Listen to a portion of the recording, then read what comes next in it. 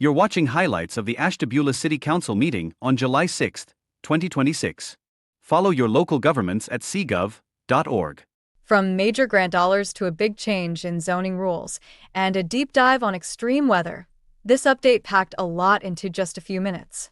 Let's see how city leaders linked redevelopment, policy, and community resilience all in one discussion. The committee learned that the Tannery Hill project received a $743,184 brownfield grant for environment cleanup remediation. In addition, the city received $295,000 community development block grant for improvements to the Rennick building.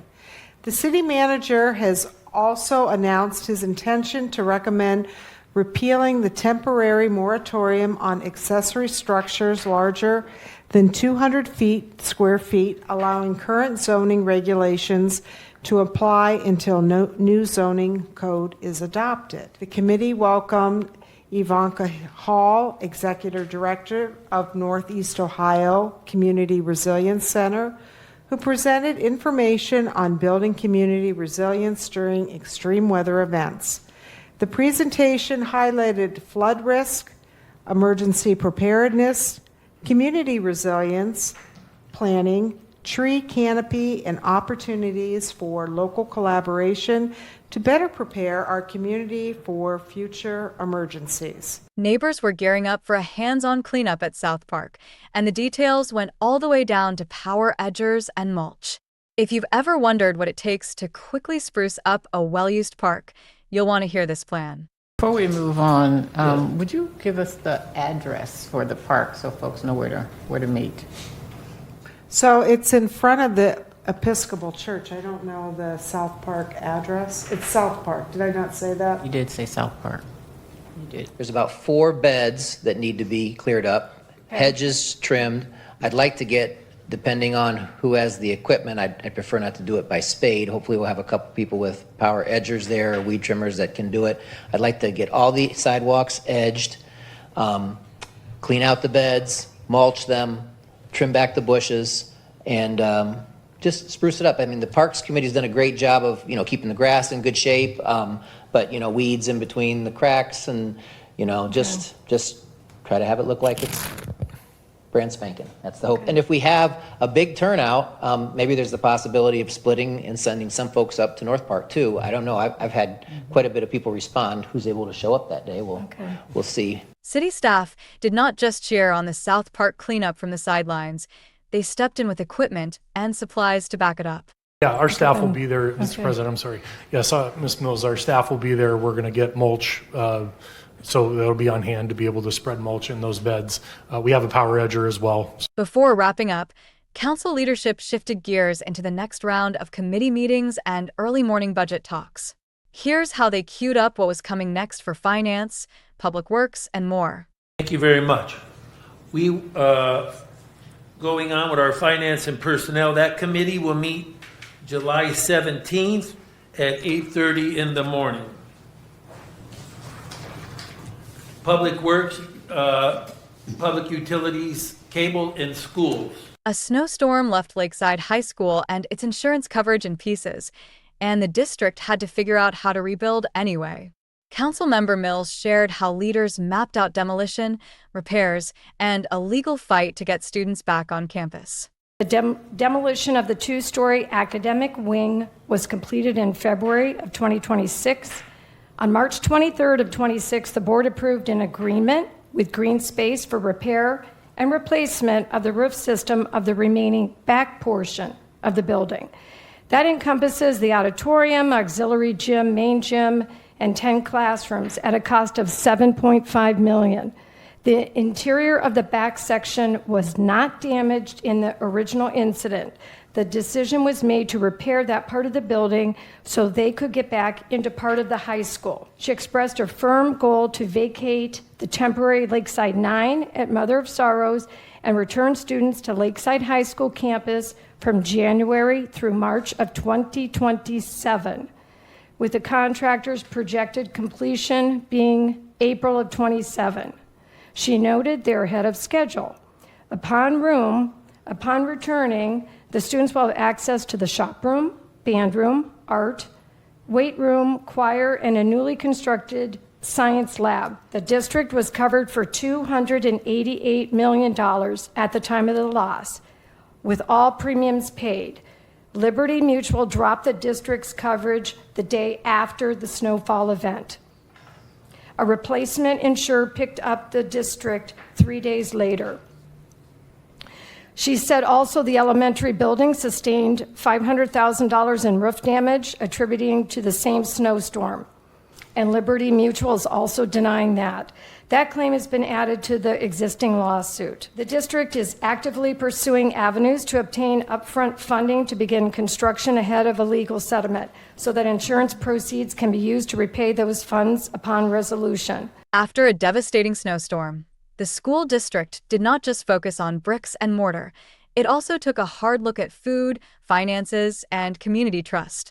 This update pulled together fresh meals, a spotless audit record, and a failed levy into one candid snapshot of where things stood. One thing they did do was on the nutrition side, the district is returning food service management to in-house director, a change expected to save the district about $200,000. She noted the quality of food service has improved, with meals now prepared fresh rather than microwaved.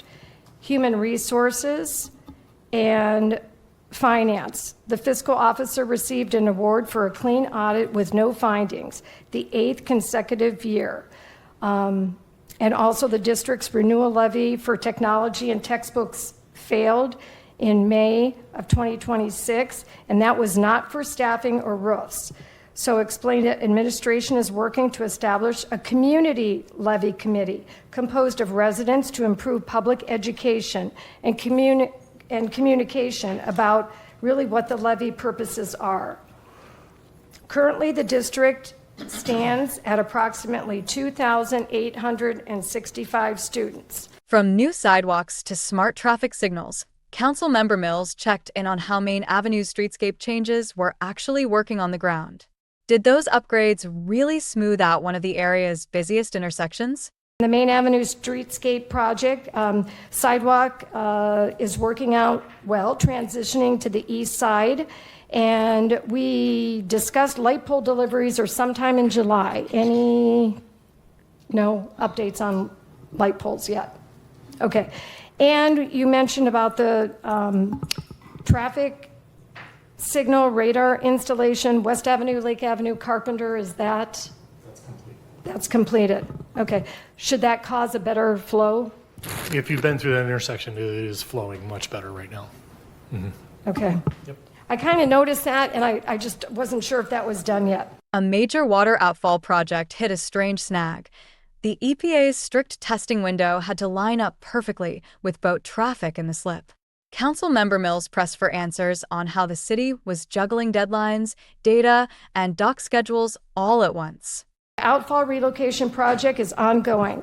So the first, you have to do those 4 mixing zone studies. So the spring one was done and completed, and they sent it in. And then, but now the summer one is already tentatively planned for July 1 to August 30th. So I was kind of questioning, like, hey, we haven't even got the results back, and then you have to send another one. So have we heard? We have not received the full report yet. We want to submit to the EPA by the end of this week. So we haven't received it from the consultant yet. Okay. We should have that in the next day or two. The difficulty with scheduling these is the EPA is demanding a certain number of days where the slip does not have boat traffic. So we're trying to coordinate deliveries of boats with Kinder Morgan, making sure that the slip is not phased by incoming and outgoing traffic before we can schedule for the next study. So far, all of the reports or the data that we've received from the first mixing zone study is very favorable. Upgrading a plant built to 1950s standards turned into a puzzle of modern engineering and creative financing. Councilmember Mills and the city manager broke down how they were juggling design work, deferred repairs, and layered loans to make it happen. Challenge is that the design process has multi-engineering disciplines, the HVAC, structural, electrical, and you're using like 1950s facility standard, you're trying to bring it up to now. So he indicated that several large capital expenditures anticipated this year. He'd been deferring that to avoid exceeding the budget while this design phase is ongoing. The design phase for the plant, we should have preliminary design to look at next week. Oh, wow. Okay. And the intent is to have something out to bid by the end of this year. That is going to have to coordinate with yet another loan that we get. The design loan would then be rolled into construction loan. There's a whole process of how we keep stretching that money to not make a first payment for a while. A speaker from Wards 3, 4, and 5 pushed back on a long-running pilot program, arguing it had quietly turned into favoritism. After 9 years of unequal trash service for the same fees, this was a pointed call for one city, one standard. For 9 years, residents in Wards 3, 4, and 5 have paid the same trash fees as everyone else while receiving a lower level of service. One resident said something that has stayed with me. After 9 years, it's not a pilot program anymore, it's favoritism. I appreciate the concerns about fiscal responsibility. We all share that responsibility. I did reach out to our finance director, and his response was clear. The city can afford this purchase without jeopardizing our financial stability. So tonight, this comes down to fairness. Equal fees should mean equal services. My residents have waited 9 years. I believe they've waited long enough. Tonight, we have the opportunity to finally deliver on the promise of one city, one standard. When a resident framed unequal trash service as favoritism, the president of council did not let it slide. This response drew a sharp line between fiscal caution, public perception, and what council members felt was a serious accusation. This has nothing really to do with recycling. Everybody on council is for recycling. We've been for it for so many years. And Mr. Timineer has been trying to get a grant for this for the longest time, and it just has not happened. And so now to jeopardize our city financial situation because some people want to paint this as a favoritism issue. And I just want to say, how offensive is that to accuse this council and this administration of playing favoritism? It has nothing to do with that. So this has really nothing to do with something being unfair. And it's offensive to me as a counselor to be accused of such a thing. It's about money, and it's about being fiscally responsible for the city. And to say it's anything else other than that, one city, one standard, all these little slogans that we get and so forth, it's unfortunate that you have decided to frame it in that fashion, because it's not true. And I think you need to be careful when you're accusing people of doing something unfair, potentially illegal. I saw on the computer, the rich people are getting their garbage recycled. And I just think it's unfortunate when you do that kind of stuff. Like I said earlier in the meeting, Facebook is nice, but it shouldn't judge how we act as councilors or city officials. After a tense back and forth over recycling and fairness, the city manager stepped in to explain why the pilot started and why 9 years was long enough. Let's hear how they tried to balance logistics, finances, and equal opportunity for every neighborhood. The reason that we started curbside recycling was we picked an area logistically that we thought would work in trying this without buying any new trucks, without buying any new equipment, by moving around how we were going to pick up garbage and to see if it would work, even if picking up half the city. Certainly 9 years has been long enough. I wouldn't have proposed this if I didn't feel that we had the finances to do so. I wholeheartedly agree 9 years has been long enough.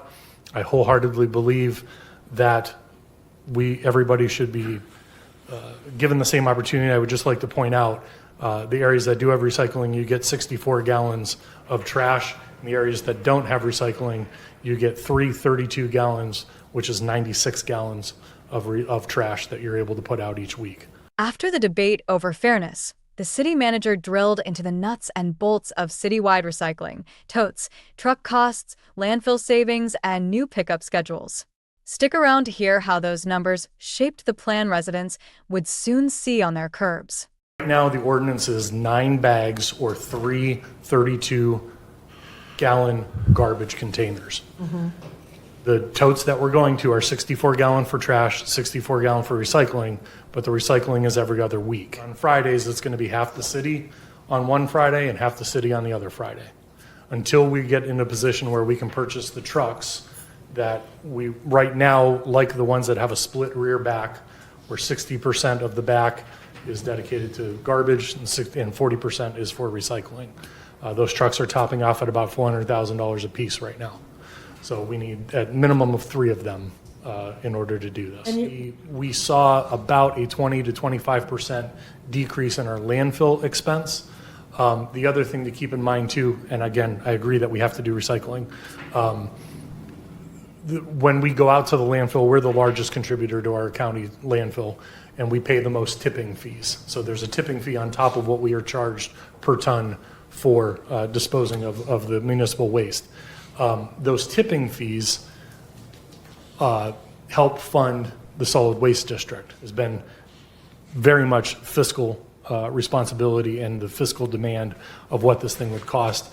If you recall, we originally wanted to be able to do this with all the new trucks, and the cost was over $2 million.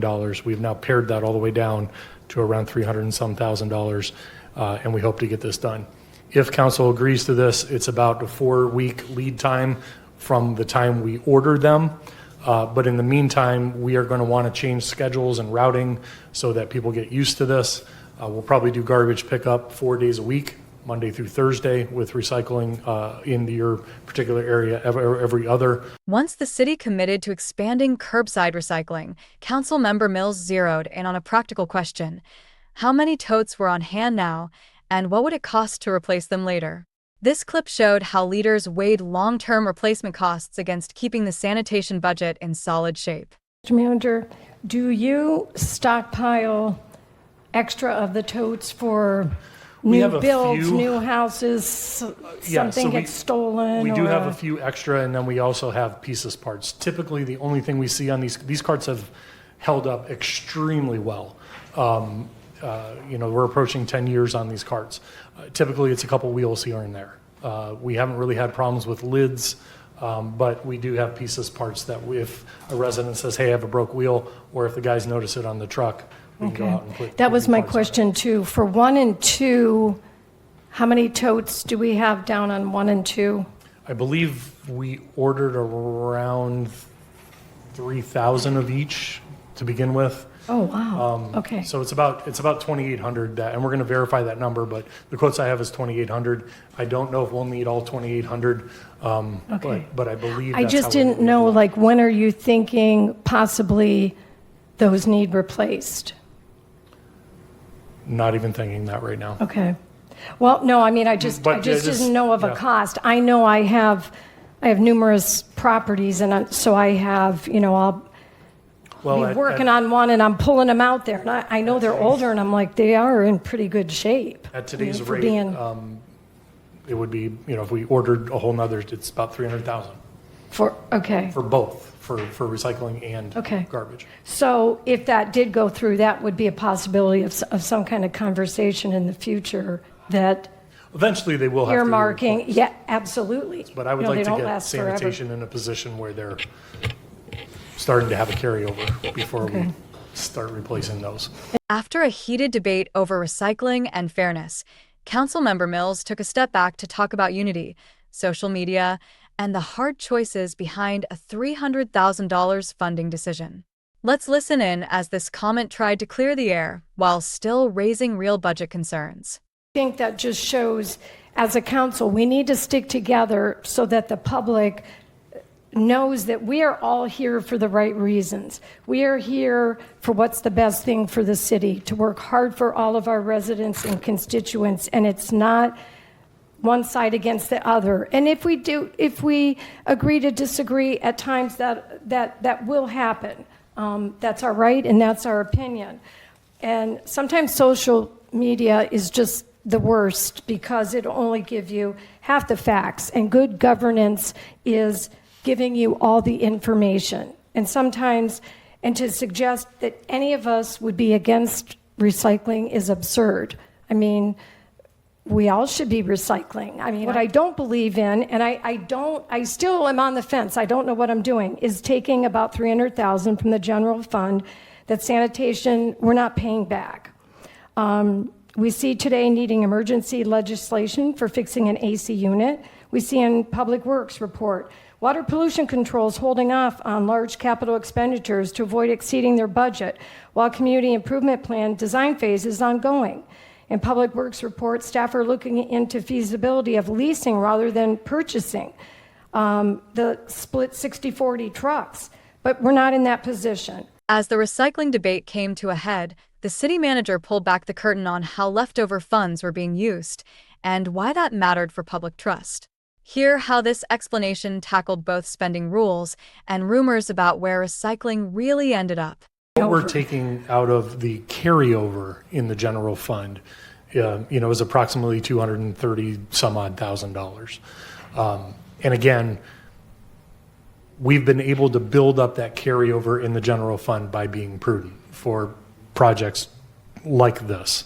Now, as we mentioned before, we would like council to consider a policy or a framework around how we expend carryover funds for certain items, for certain expenditures such as this, so that it doesn't get out of hand in future if there's a future city manager or future council people. But I do think at this time it's important that we finish recycling, if not for anything, that the misinformation and the accusations stop. I've also that are for recycling also accuse us of not taking recycling to a recycling facility, and it just goes to the landfill. It goes to Kimball and Twinsburg. The second building that's on the facility is where all the recycling is stocked. The county solid waste district pays to have it hauled from that building to Kimball in Twinsburg. And tucked inside the zoning overhaul was something most of us never think about, where your garbage cans are allowed to live. The city manager flagged this small, but surprisingly visible, detail that leaders wanted to finally put in writing. Actually, no legislation that says where they put their garbage cans in the new zoning. We would like to address that. We're talking about where they're stored.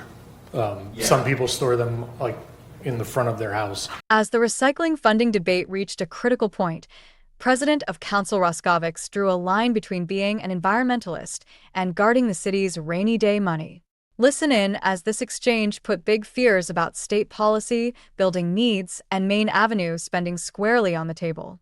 Like I said, I came to this council when there was hardly any money, hardly any carryover. And that's and when I hear our Public Works report last week, we need a new building, I just don't feel comfortable. And what's happening at the state in Columbus, man, they could ruin us in a matter of a week. And so I'm not gonna support this. I mean, of course, I'm an environmentalist. I'm probably the most liberal person up here when it comes to the environment. And so I'm okay, but I'm not gonna support this. And I hope you'll appreciate that. Between what our administration has done, what finance has done, and the measures that council has put into place, we've put the city in a very good position right now financially. We can't do everything that we want to do, but I think this is a worthy expenditure of those carryover funds. And I tell you what, a guy in the coffee shop tells me his road is a worthy expenditure of emergency funds. So, I mean, that's what we're going to be running in. Everybody, my road is emergency, this and that. People, we're spending, what, $4 million on Main Avenue? And people are like, what about, what about? Right before opening the floor to residents, council moved through a rapid-fire list of new resolutions and ordinances, from recycling totes to background checks. Here's the quick rundown of what they queued up for action. Resolution number 2026-124, a resolution of Ashtabula City Council adopting the Ashtabula County Hazard Mitigation Plan.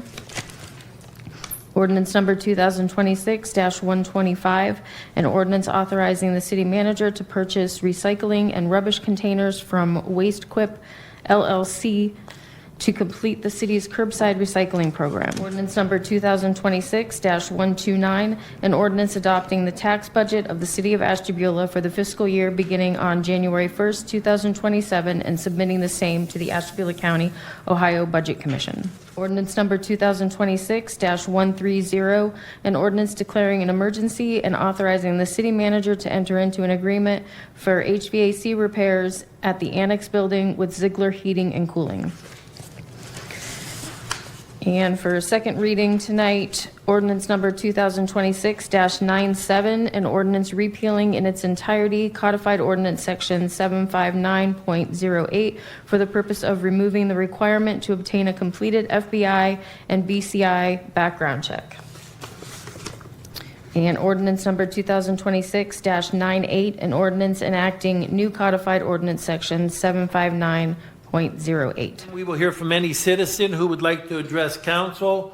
If you do, please approach the podium, state your address, name and address, and you are limited to 5 minutes, whatever you would like to share with us. After all the back and forth on recycling costs and fairness, a resident from Rose Lake Avenue stepped up with a simple plea for unity and equal access. Listen to how this comment connected cleaner streets with community pride across every ward. Good evening.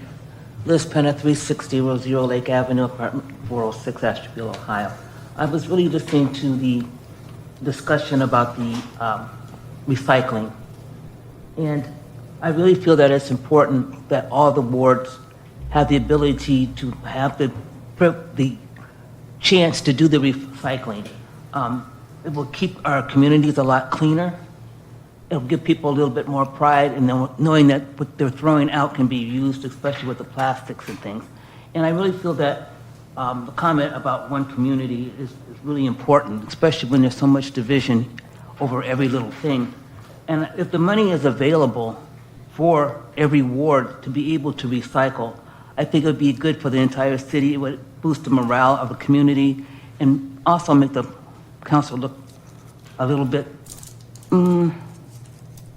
more community friendly to the other people in the other wards 3, 4, and 5, that they don't feel like they're being left out too. One resident came with two big concerns: building a long-awaited garage and fixing crumbling sidewalks. Watch how council and the city manager walked through permits, property owner responsibilities, and a little gratitude for recent street work. My name is Bobby Keene. I live at 1733 West 15th Street. The legislation passes tonight. Okay. If we passed the legislation, the moratorium is lifted, you can go to the city department, get your permits, and then you could build your garage. The sidewalks are the responsibility of the property owner. That's an Ohio Revised Code. We do, however, have a replacement program where we can reimburse for a certain percentage of the concrete, not labor, but of the concrete.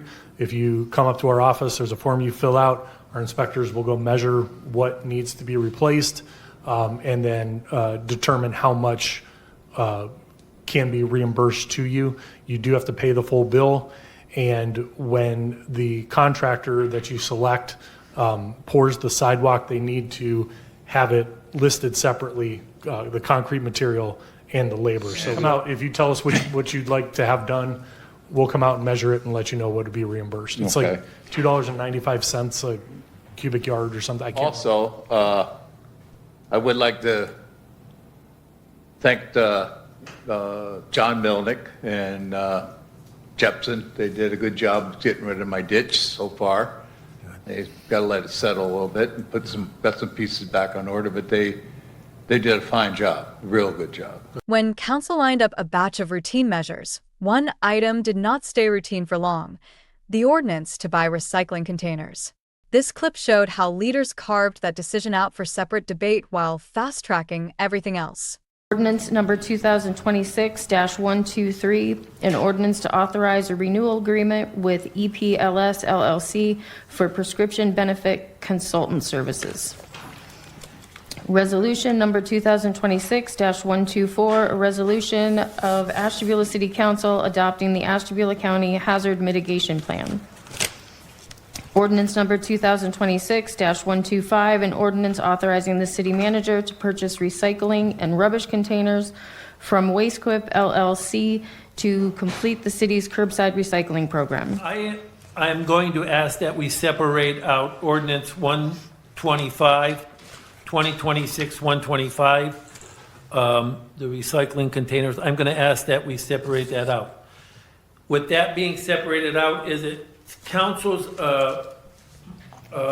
desire to handle the rest of the ordinances in consent agenda format? Ms. Holman moves and Mrs. Mills seconds. Is there any discussion? That would be, just to clarify again, 121 through 124 and 126 through 130. Okay? All right. Any discussion on that? All in favor? Aye. Anyone opposed? We will do consent agenda format by a 6-0 vote. After all the debate and discussion, Council closed out the night with a rapid series of unanimous votes. Here's how they wrapped the entire slate of legislation in just a few seconds. We will waive the reading by a 6-0 vote. That we will waive the charter requirements by a 6-0 vote. All items of legislation have passed by a 6-0 vote. After clearing the rest of the agenda, Council circled back to the one item they had pulled aside, the ordinance for new recycling and rubbish bins. This moment showed how they fast-tracked that controversial measure for a decision of its own. We will now go back to item 2026-125, an ordinance authorizing the city manager to repurchase recycling and rubbish bins. May I have a motion to waive the reading of that legislation in its entirety? Ms. Holman moves, Ms. Mills seconds. Is there any discussion on that? All in favor? Aye. Anyone opposed? We will waive the reading by a 6-0 vote.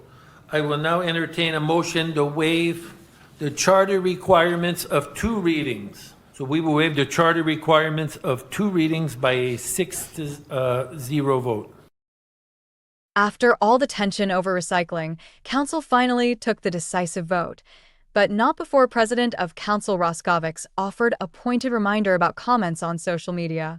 Stay tuned to see how this last exchange set the tone as the ordinance crossed the finish line. We will now vote on the adoption of that legislation, and once again, I'm just going to say, I hope next time people are more judicious with some of their comments in post.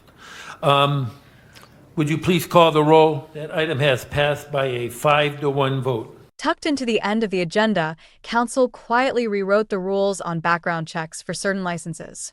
Watch how this pair of ordinances reshaped that requirement and slipped through on a close 5-1 vote. Ordinance number 2026-97, an ordinance repealing in its entirety codified ordinance section 759.08 for the purpose of removing the requirement to obtain a completed FBI and BCI background check. And ordinance number 2026-98, an ordinance enacting new codified ordinance section 759.08. These 2 items have passed by a 5-1 vote. Right at the end of the meeting, Council paused to recognize a key voice on the Parks Board before taking a quick vote. Hear how this quiet moment of appreciation led to a unanimous decision. The jury has been a real asset to the Parks Board. All in favor? Aye. Anyone opposed? Mr. Jury will be approved by a 6-0 vote. That's it from the Council this time. Between major cleanup grants, a hands-on South Park spruce up, and a hard-fought vote to expand curbside recycling, there was a lot packed into this meeting. The recycling decision is made, but zoning changes and big budget talks are still ahead, so keep an eye out for future highlight reels to see what the Council does next. Thank you for watching CGov.